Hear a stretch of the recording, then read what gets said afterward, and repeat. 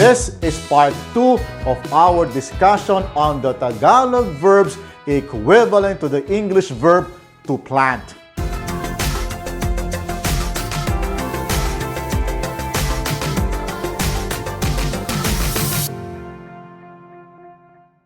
Kumusta po kayo? Welcome back. Let's continue our journey in learning a beautiful language, Tagalog, the language of the Philippines. In this video, I'm picking up from where we left off in my last video, where I discussed the many versions of the Tagalog verbs equivalent to the English verb to plant.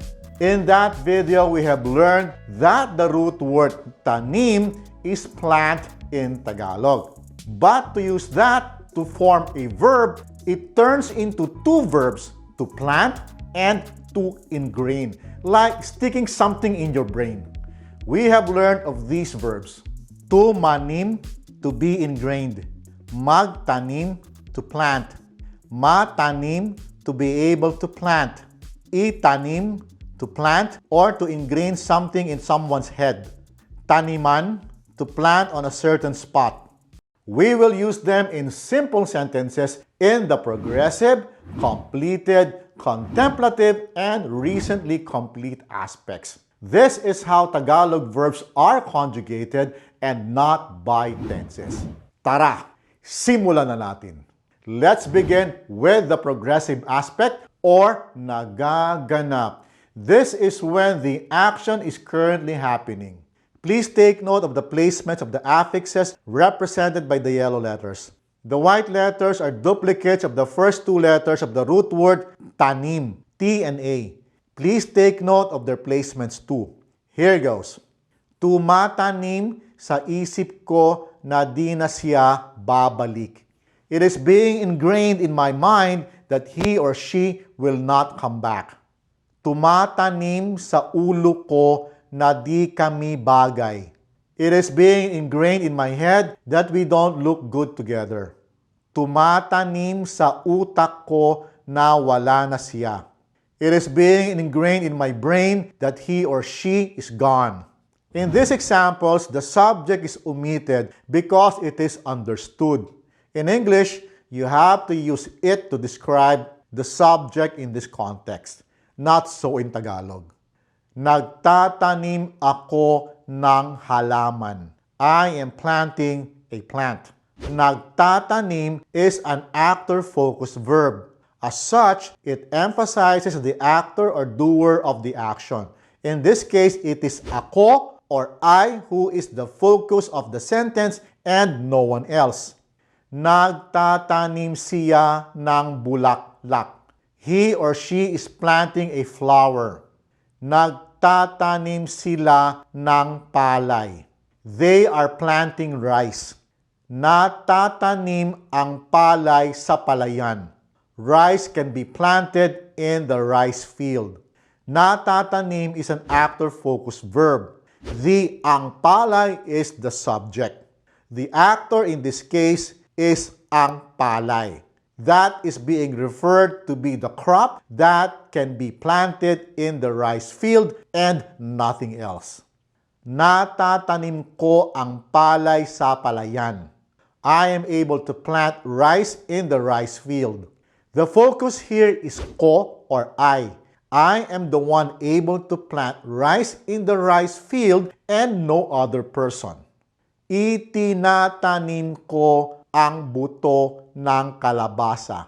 I am planting the cabbage seed. Itinatanim is an object-focused verb. As such, it emphasizes the object of the sentence. In this case, it is ang buto ng kalabasa, the cabbage seed, that I will plant and no other seed of any other plant. The same principle applies to these examples. Itinatanim ni Ed ang puno ng saging. Ed is planting the banana tree. Itinatanim ni na Anton at June ang binhi ng palay. Anton and June are planting the rice seeds. On to our last examples. Tinataniman ko ang bakuran ko. I am planting on my yard. Tinataniman is to plant on a plot of soil or a piece of land. It is an object-focused verb, so it emphasizes the ang bakuran ko, my yard, as the place where to plant and in no other place. Tinataniman niya ang lupa niya. He or she is planting on his or her land. Tinataniman namin ang mga paso. We are planting on the pots. Ayos ba? I hope it's clear. Now, let's try the completed aspect or naganap. This is when the action has already occurred, hence the action has already been completed. Please take note of the placements of the affixes in yellow letters. The same nuances I discussed earlier are applied to the following sentences. Tumanim sa isip ko na dinaya niya ako. It was ingrained in my mind that he or she cheated me.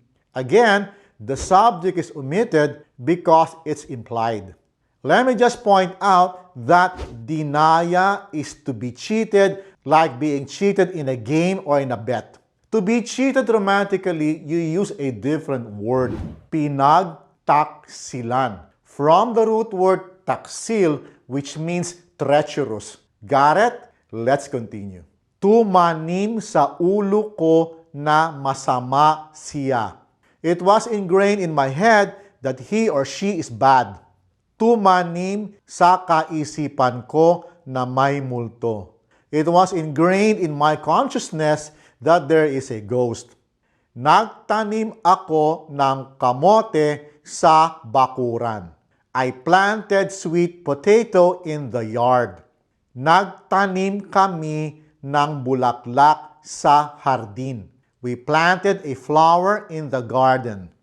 Nagtanim sila ng mga puno sa bundok. They planted trees in the mountain. Natanim ko ang kinsay sa paso. I was able to plant celery in a pot. Natanim namin ang kape kahit umulan. We were able to plant coffee even though it rained.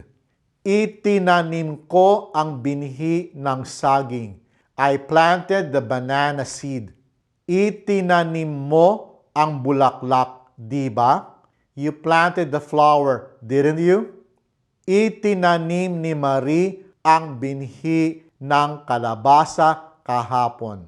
Marie planted the squash seed yesterday. Tinaniman ko ang lupa sa likod ng bahay. I planted on the soil at the back of the house. Tinaniman namin ang aming kalupaan. We planted on our land. Vast land. Tinaniman nina June at Ed ang sagingan. June and Ed planted on the banana field. Ayos ba? Are you getting it? This time, let's move on to contemplative aspect or magaganap. This is when the action has not yet occurred and is about to occur. Again, please take note of the placements of the affixes in yellow letters and the reduplicated letters in white. Tatanim sa isip ko na madaya ka. It will be ingrained in my mind that you are a cheater. Tatanim sa ulo ko na masama siya. It will be ingrained in my head that he or she is bad. Tatanim sa utak ko na di siya babalik. It will be ingrained in my brain that he or she will not come back. Magtatanim ako ng mangga sa bukid. I will plant mango in the farm. Magtatanim ka ng sitaw, di ba? You will plant string beans, won't you? Magtatanim sila ng bakawan sa pampang. They will plant mangroves in the riverbank. Matatanim ang kape sa malamig na klima. Coffee can be planted in cold climate. Matatanim iyan kahit maliit ang lupa ko. That can be planted even if my land is small. Matatanim ko iyan kahit maliit ang lupa ko. I can plant that even if my land is small. Itatanim ko ang binhi ng palay sa palayan. I will plant the rice seed in the rice field. Itatanim namin ito bukas. We will plant this tomorrow. Itatanim namin ang sibuyas sa isang linggo. We will plant the onions next week. Tataniman ko ang lupa. I will plant on the plot of land. Tataniman namin ni June ang kalupaan. June and I will plant on the land. Tataniman ninyo ni Ed ang niyugan. You and Ed will plant on the coconut field.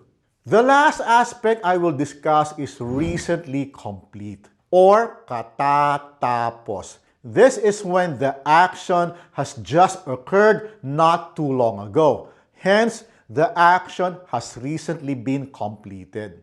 The great thing about this aspect is that there is only one conjugated form for all of the verbs. It is formed with the prefix ka followed by the reduplicated letters T and A, and then the root word tanim. You now have the verb TANIM. Verbs in the recently complete aspects are normally paired with the adverb lang, just. Here are some examples. Katatanim ko lang ng bulaklak sa hardin. I just planted flowers in the garden. Katatanim ko lang ng saging sa likuran. I just planted bananas in the backyard. Katatanim mo lang sa bakuran. You just planted in the yard. Pronouns in the first person and second person singular come first before lang. With other pronouns, it is the reverse. Katatanim lang namin ng papaya sa bukid. We just planted papayas in the farm. Katatanim lang nila ng tubo sa tubuhan. They just planted sugarcane in the sugarcane field. Katatanim lang niya ng kinsay sa paso. He or she just planted celery on the pot. Katatanim lang nina Ed at June ng mga puno sa bundok. Ed and June just planted trees in the mountain. Like I always say, Tagalog verbs may require some getting used to. The key really is practice, practice, practice. So go ahead and talk in Tagalog with your Filipino friends or your Filipino partners. They will be more than happy to help you and they will forgive you for making any mistakes. That's it for now. I will see you again soon. But before I let you go, please make sure you click the like button. That will help this channel tremendously. I will see you again soon. Maraming salamat po at hanggang sa susunod.